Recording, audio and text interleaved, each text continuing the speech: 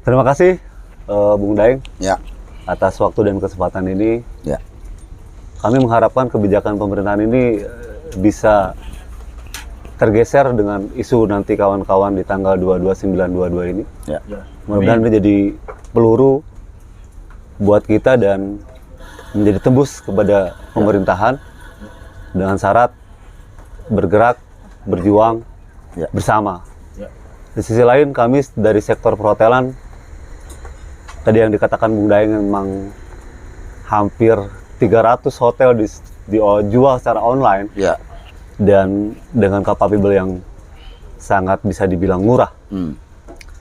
Di sisi lain, perusahaan-perusahaan perhotelan yang ada anggota di kami menyatakan bahwa dengan PHK yang begitu besar, bahkan pergantian status pekerja, itu yang kami kampanyekan dari mulai sekarang, itu bisa dibilang tidak ada pengharapan apapun bagi para pekerja.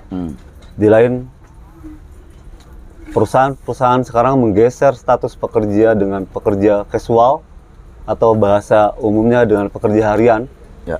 Itu di saat hotel membutuhkan dengan rush hour hotel yang begitu padat, mereka akan dipanggil. Ya.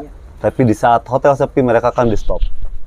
Dan schedule itu berlaku bagi karyawan yang bisa dibilang akan diberhentikan oleh perusahaan dengan alasan efisiensi. Yes. Kebetulan hari ini kami menghadapi kasus efisiensi hampir di mana-mana.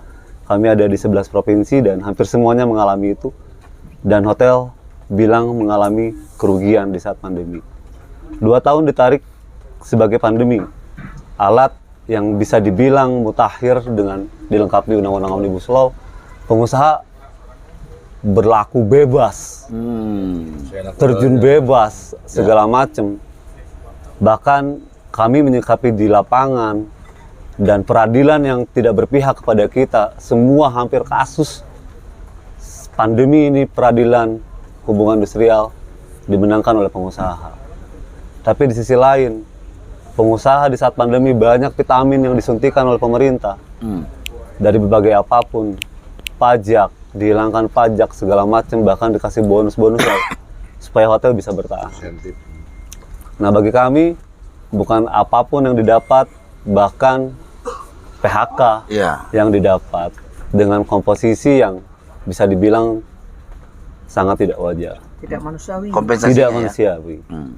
Di sisi lain, kami berpositif pada gerakan-gerakan yang sudah dibangun kawan-kawan sebelumnya dan bisa berpikir bagi pemerintah untuk berpikir ulang terkait yang pertama, yang ini bukan masalah kecil bagi rakyat Indonesia terkait dengan kenaikan BBM ini.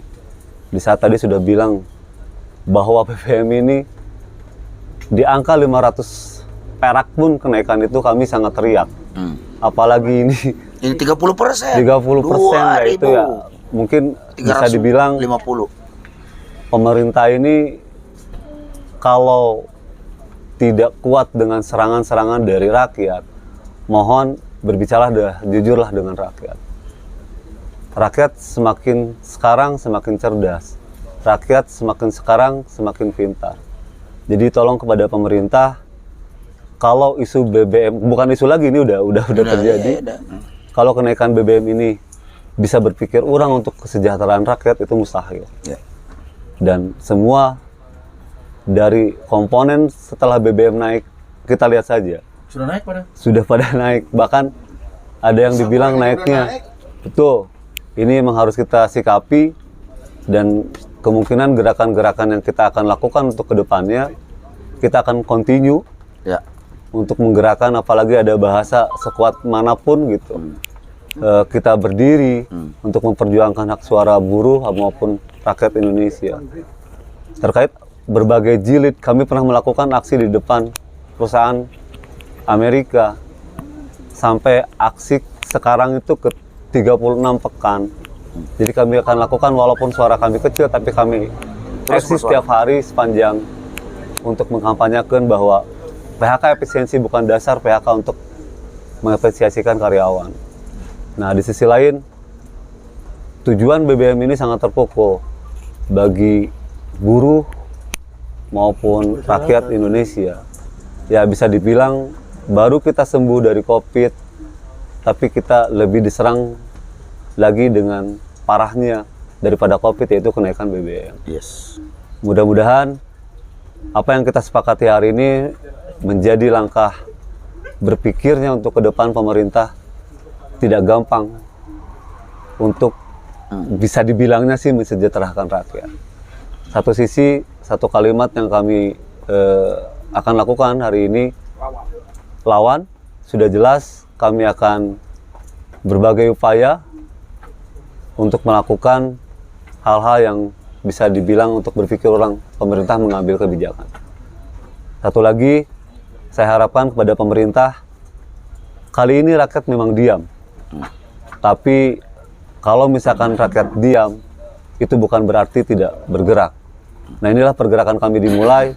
Mudah-mudahan ini menjadi terobosan bagi semua elemen di Indonesia untuk bergerak, untuk memperjuangkan itu. Kami dari Serikat Pekerja Sektor Perhotelan berterima kasih kepada kawan-kawan. Saya sudah dikasih ruang untuk berbicara, saya dikasih kesempatan untuk menyampaikan apa yang saya katakan. Sekali lagi terima kasih Pak Daeng, terima kasih kawan-kawan semuanya. Kita akan bergerak dengan tadi Bu Narti sudah bilang, ini adalah rakyat yang sudah pintar, makanya tidak bisa lagi dikasih permen. Terima kasih. Wassalamualaikum warahmatullahi wabarakatuh. Waalaikumsalam.